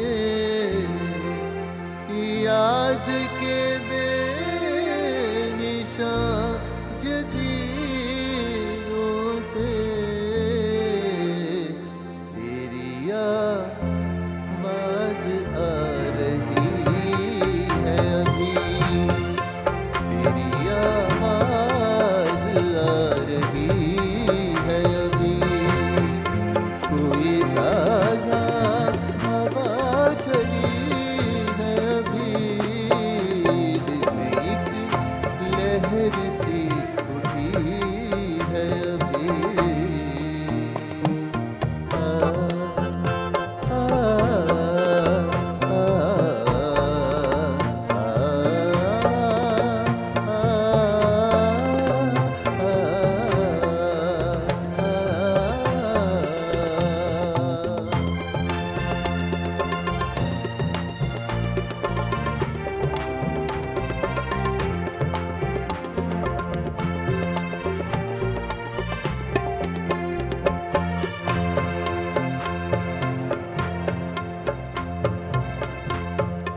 शोर बरपा है खानाए दिल में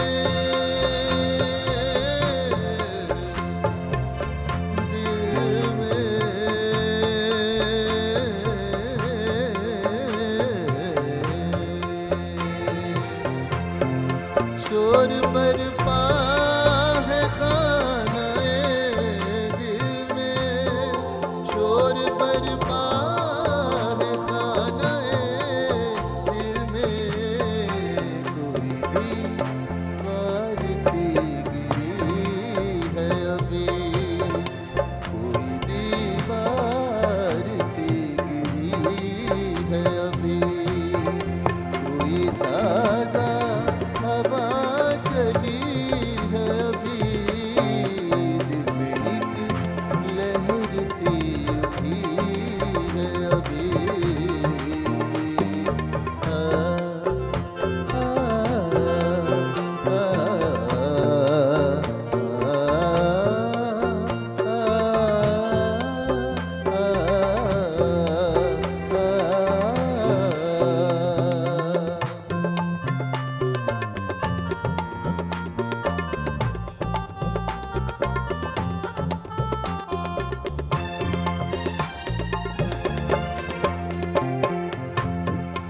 वक्त अच्छा भी आएगा नासिर